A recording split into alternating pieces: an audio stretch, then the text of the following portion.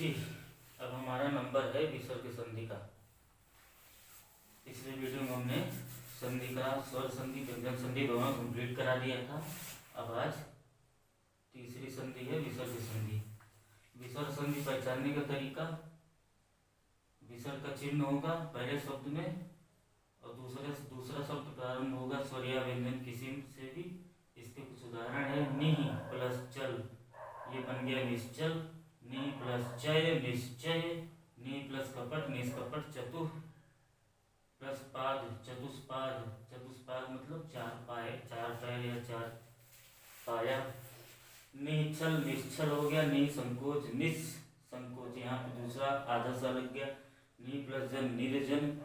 प्रातः प्लस काल प्रातःकाल। अब इसमें एक चीज देखिए ध्यान से, यहाँ पे विसर्ग के स्थान पे आधा सा लगा, लेकिन ये दूसरा आधा सा है, ये दूसरा आधा सा है। वहाँ पे नि प्लस संकोच में भी आधा सा जुड़ा विसर्ग के स्थान पे, लेकिन वो तीसरे प्रकार का आधा सा है। निर्जन में विसर्ग के स्थान पे आधा रा जुड़ गया है। प्रातः काल में विसर्ग के स्थान पे विसर्ग ही आया है। अब इसमें यही देखना है कि कौन सा शब्द आएगा विसर्ग के बाद, तो विसर्ग के स्थान पे संधि करने पर कौन सा शब्द उसका स्थान लेगा, ये जानते हैं अगले स्टेप में।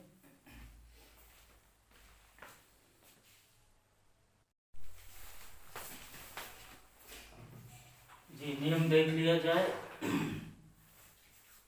पहले नियम है, विसर्ग के साथ चा या छा आए तो वो आधा सा बनता है, ये वाला सा ध्यान रखिएगा। विसर्ग के बाद ता या था आए तो आधा सा बनता है, सरौता वाला। अब देखिए करके देखते हैं। निह प्लस चय, विसर्ग के बाद चा आया तो ये क्या बनेगा, निश्चय, ये वाला सा बनेगा। इसी तरह दु प्लस चक्र दुष्चक्र, संधि में ऐसे दे देगा एग्जाम्पल में। निश्चय में तीनों तरह का सा लिख देगा संधि में, तो ये वाला सा रहेगा जिस ऑप्शन में, वही टिक करना है। इसी तरह निश्चल में नि, ये वाला सा छा लग, ठीक है। अब इसमें देख लेते हैं। नि प्लस तार, ता और था जुड़ने पे बनता था सरौता वाला आधा सा, सा के नीचे हलन पे तो आधा माना जाता है। ये बन जाएगा निस्तार, क्योंकि ता या था जुड़ा है। ये यहाँ देखिए ठा जुड़ा हुआ है, तो ये वाला सरौता वाला सा निष्ठुर हो जाएगा। नमा प्लस ते बहुत ज्यादा इंपॉर्टेंट है, बहुत कई बार पूछा गया है। नमस्ते, नमः प्लस ते नमस्ते। अब जब भी भ्रम हो, नमस्ते का आपको पता है नमः प्लस ते था, तो नमस्ते के हिसाब से आप दूसरा एग्जाम्पल कर ले जाएंगे। नमः हमने देखा विसर्ग के बाद जब ते आता था तो सरौता वाला आधा सा जुड़ता था, तो नमस्ते को हम पकड़ लेंगे क्या जानने के लिए, ता और था वाले रूल को। और इसमें से हम एक पकड़ लेंगे कुछ भी, निश्चय को हमने ले लिया।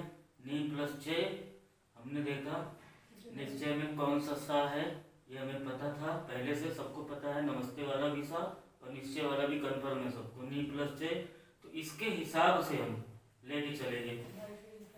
चा और छा वाले में हमने निश्चय पकड़ लिया और ता और था वाले में हमने नमस्ते पकड़ लिया, ठीक है।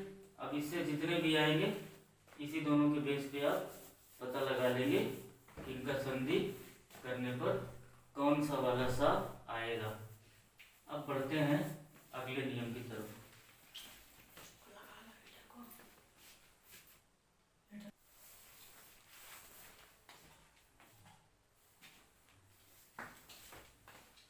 जी, अब अगला तीसरा नियम है। विसर्ग के बाद टा या ठा आए तो वो ये वाला सा बन जाता है, आधा सा। जैसे नि प्लस ठुर, ये निष्ठुर बनेगा। हमने शायद पिछले उदाहरण में हमने इसको निष्ठुर को करा दिया था, लेकिन ये इस वाले सा में आएगा। अब देखिए खट चिरवा सा बोलते हैं इसको, जिसमें एक जीरा लगा होता है। ठीक है, अब देखिए निह प्लस ठुर, इसको आप बेस बना के इस वाले रूल को आप अप्लाई कर सकते हैं नीचे सभी एग्जाम्पल में। निष्ठुर का आपको पता है कौन सा सा लगता है, एक ही रटिएगा सभी उसमें, और उससे आप सब कर ले जाएंगे। धनु प्लस टंकार, आपको पता है टा और ठा, यहाँ ठा था नी के बाद, तो ये वाला सा लग गया, धनु प्लस टंकार, इसमें वही रूल, धनुष टंकार, धनुष टंकार, धनुष खींचते ना टंकने से करता है, वही धनुष टंकार। अब दूसरा नियम थोड़ा सा कॉम्प्लिकेटेड है, समझना पड़ेगा। विसर्ग के साथ अगर ता या खा है, इसमें टीचर्स क्या है ना कंफ्यूज कर देते हैं बच्चों को। विसर्ग के बाद का या खा आए तो वो अपरिवर्तित रहता है, लेकिन वाला बात बताएंगे। विसर्ग के बाद पा या फा आए तो भी अपरिवर्तित रहता है, विसर्ग के बाद का खा पा फा आए तो अपरिवर्तित रहता है, लेकिन विसर्ग वाले जिस शब्द में जिस अक्षर में विसर्ग लगा है वो ई या उ का उच्चारण न देता हो। जैसे निह के साथ अगर हम का या खा लाएंगे तो अपरिवर्तित नहीं रहेगा, निह के साथ हम पा या फा लाएंगे तो अपरिवर्तित नहीं रहेगा, क्योंकि निह ई का उच्चारण दे रहा है। अब और समझते हैं। प्रातः काल आपको पता है, प्रातः काल का आया था, प्रातः ता में आ का उच्चारण आ रहा है, ई और उ का नहीं आ रहा है, तो प्रातः प्लस काल, इसी उदाहरण को आप बेस बना के चलिएगा एग्जाम में। अगर यहाँ पे ता प्रातः की जगह प्राति ही होता या प्रातु होता तो ये क्या हो जाता, प्रातुष्काल हो जाता या प्रातिष्काल हो जाता, लेकिन प्रातः है प्लस काल है तो प्रातः काल होगा। ऊपर लिखा है ई या उ का उच्चारण न हो। दूसरा देखते हैं रजह कर्ण, रजह प्लस कर्ण, आ का उच्चारण हो रहा है तो रजह कर्ण का यथावत रजह कर्ण ही लिखा जाएगा। पयः पान, का और पा, का वर्ण पा वर्ण, पयः पान का भी पयः पान ही होगा।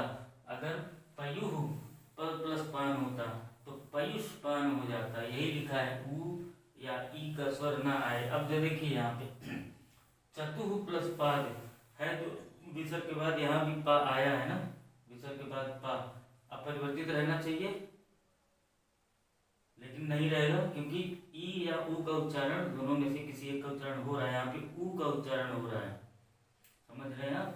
यहाँ पे हुआ क्या, उ विसर्ग प्लस पाद हो गया तो ये आधा सा पाद हो जाएगा, तो ये बन जाएगा चतुष्पाद, क्योंकि अगर आ का उच्चारण है केवल तब वो अपरिवर्तित रहेगा, लेकिन ई या उ का उच्चारण हो गया तो वो अकॉर्डिंग टू जो रूल था जो हमने बताया था उसके अनुसार होगा।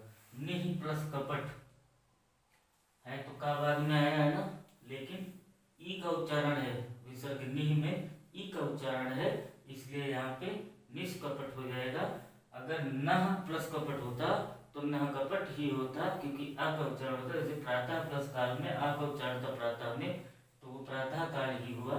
अगर प्रातः की जगह प्राति ही प्लस काल होता तो उदाहरण के लिए बता रहे हैं, वैसे प्रातिकाल कोई शब्द नहीं है, प्राति ही प्लस काल होता तो प्रातिश काल हो जाता। निह प्लस कपट है तो निष्कपट हो जाएगा, नह प्लस कपट होता तो नह कपट होता। ठीक है, इसी में बच्चे ज़्यादा गलती करते हैं, इसी को समझाने में अध्यापक जो हिंदी के विशेषज्ञ हैं ग्रामर के वो भी सही से समझाते हैं, लेकिन तरीका थोड़ा सा कठिन हो जाता है, तो बच्चों को समझना भी कठिन हो जाता है। तरीका आसान हो जाएगा तो बच्चों को समझना भी आसान हो जाएगा। एक एक शब्द सभी में पकड़ना है, इधर निष्ठुर पकड़ लेना है, निष्ठुर मतलब नहीं प्लस ठुर था तो ठा अगर आया विसर्ग के बाद तो ये वाला सा बन जाएगा, इसमें पकड़ लेना है प्रातः काल। अगर प्रातः काल सबको पता ही है कि स्पेलिंग क्या होती है इसकी प्रातः काल की, तो प्रातः में ता पे आ का उच्चारण था इसलिए अपरिवर्तित हुआ। अगर ई या उ का उच्चारण हो जाएगा चतुष्पाद की तरह, चतु प्लस पाद चतुष्पाद बन जाएगा, नी प्लस कपट निष्कपट बन जाएगा। इतना कॉन्सेप्ट क्लियर हो गया। अगर ये क्लियर हो गया तो विसर्ग संधि पूरी आपकी क्लियर हो गई। ज़्यादा इसी में दिक्कत होती है, इसके अलावा दिक्कत होती नहीं है किसी में। देखते हैं और कुछ जो बचा है उसको भी कराते हैं।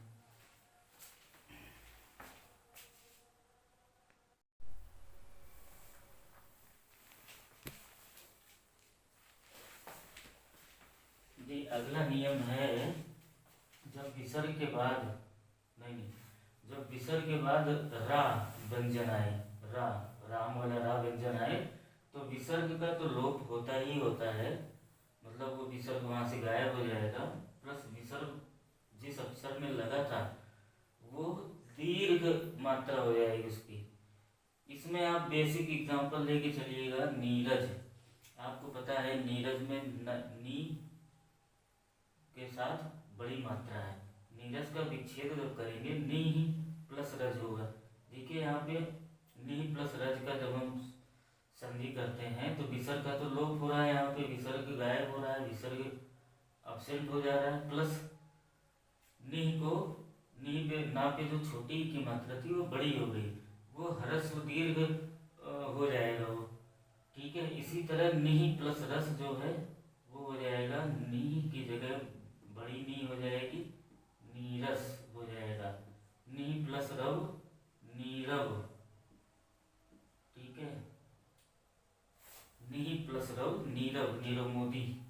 तो इसमें कहने का क्या मतलब है, विसर्ग के बाद अगर रा आता है व्यंजन तो पहली बात तो विसर्ग गायब हो जाएगा, और जिस शब्द में विसर्ग लगा है, जिस अक्षर में विसर्ग लगा है, उस अक्षर की जो छोटी मात्रा है वो दीर्घ मात्रा हो जाएगी, बड़ी मात्रा हो जाएगी। ये समझ में आ गया।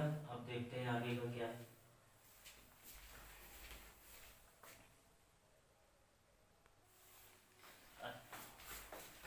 अब ये देखिए, ये बहुत इंपॉर्टेंट नियम है। ठीक है, ये थोड़ा ध्यान से समझिएगा। अगर कोई विसर्ग है और विसर्ग जिस शब्द अक्षर पर लगा है वो आ का उच्चारण दे रहा हो, जैसे एक था नी प्लस थुर, तो वो ई का उच्चारण दे रहा था ना, लेकिन प्रातः हमें आह का उच्चारण दे रहा था, तो वही वाला प्रातः वाला अगर आह का उच्चारण दे रहा है, प्लस उसके बाद उससे संधि हो रही सब किसी सघोष व्यंजन की। सघोष व्यंजन क्या होता है, किसी भी वर्ग का दूसरा तीसरा पांचवा वर्ण। ठीक है, या फिर यारा लावा हा, इन सबसे संधि हो रही है, तो जो आह है प्रातः है, तह की जगह प्रातो हो जाएगा, तह की जगह तो हो जाएगा, आह की जगह ओ हो जाएगा। एक उदाहरण बेसिक जो लेके चलेंगे, मनोयोग, इससे आप आगे पूरा समझ जाएंगे। मनः प्लस योग, देखिए मनः मतलब आह, मनुह होता अगर तो ये नियम ना होता, या मनी ही अगर होता तो नियम ना होता। मनः आह, आ प्लस विसर्ग, मनः प्लस योग, ये ओ हो गया मनोयोग। अब इसी तरह मनोरथ हुआ है, मनः प्लस रथ। रथ क्या है, सघोष या नहीं, इसमें आता है यारा लावा हा में से। अब मनो प्लस विज्ञान, ये मनः प्लस विज्ञान, यारा लावा हा में से आया है। रजोगुण रजा, आह को जो है आह ओ हो जाएगा, रजा प्लस गुण। गुण क्या है, इसमें नहीं है ना, गुण है सघोष व्यंजन में, का खा गा। ठीक है, मनोरंजन, मनः प्लस रंजन, रा यारा लावा हा में रा है। मनोकामना, मनः प्लस कामना। अब देखिए इसी प्रकार मनोबल है, मनोबल, मनः प्लस बल। यशोदा है, यशोदा मैया, कृष्ण की माता, भगवान कृष्ण की माता। यशोदा बहुत ज़्यादा पूछा गया है एग्जाम्पल में, बहुत बच्चों को पता ही नहीं होता कि यशोदा का भी संधि विच्छेद होता है। यशः प्लस दा, देखिए आह, आह था, ये हो गया ओ, आह से ओ हुआ, यशः से यशो हुआ। यशः यशोदा का अर्थ है यशः प्लस दा, यश देने वाली या यश देने वाला, यश देना, ये यशोदा यश देने वाली। यश मीन्स जो है आशीर्वाद। मनो विनोद, मनः प्लस विनोद, यहाँ देखिए आहा को ओ कर दिया। ठीक है, तपोबल, तपह प्लस बल, बा सघोष में आएगा, ठीक है, सघोष है इसलिए तपोबल हो गया। पयोद, पया प्लस दा, यशोदा की तरह पयोद, ये भी बहुत इंपॉर्टेंट है, यशोदा और पयोद ये दोनों रख लीजिएगा। और एक और था पवन, पो प्लस अन, इसी तरह मैंने बताया था पिछले वीडियो में, आप देख लीजिएगा। पया प्लस दा, देखिए सीधे आप देखिए यो हुआ है ना, ओ का उच्चारण हुआ है, इसका मतलब आह रहा होगा। आह था, आ के साथ विसर्ग था, तभी वो ओ हुआ है, ठीक है। तो इसका जब विच्छेद में आप विकल्प में जाइएगा तो जिसमें आह प्लस उसके बाद कोई या तो सघोष व्यंजन हो या तो यारा लावा में से कोई होगा, उसे टिक मार दीजिएगा। विकल्प में होगा पया प्लस दा, तो पयोद हो जाएगा। अधोभाग, आधा प्लस भाग, अधोभाग, आधा भाग, ठीक है। तो ये हमारे ख्याल से हमारा ये विसर्ग संधि समाप्त होता है। और मुख्यतः विसर्ग संधि आप लोग आसानी से कर लेंगे, लेकिन ये कुछ रूल कुछ नियम बताने थे, क्योंकि बहुत मिलता जुलता जो विच्छेद का जो 4 ऑप्शन देगा ना, 4 विकल्प जो देगा वो बहुत मिलता जुलता होता है। मनोयोग तो ज़्यादातर लोगों को पता होता है, मनोरथ भी पता होता है, लेकिन कुछ कुछ बता कुछ ऐसे आ जाते हैं। एग्जाम्पल यशोदा में यशो प्लस दा दे दिया, यश प्लस दा दे दिया, लेकिन होगा यशा प्लस दा। मनो विनोद में भी लोग कंफ्यूज हो जाते हैं, मनो प्लस विनोद दे देता है, मन प्लस विनोद दे देता है, और मना प्लस विनोद देगा, वो ऑप्शन सही होगा। तपोबल में तपो प्लस बल दे देगा, सीधे वही मार देंगे टिक, ठीक है। तप प्लस बल दे देगा तो तपाह प्लस बल होगा। तो आह का जो है यहाँ पे ओ में परिवर्तन होता है यदि वो सघोष व्यंजन किसी वर्ग का हिंदी वर्णमाला में जितने वर्ग हैं उसमें से दूसरा शब्द दूसरा अक्षर तीसरा या पांचवा हो, सघोष व्यंजन माना जाता है व्यंजनों में से।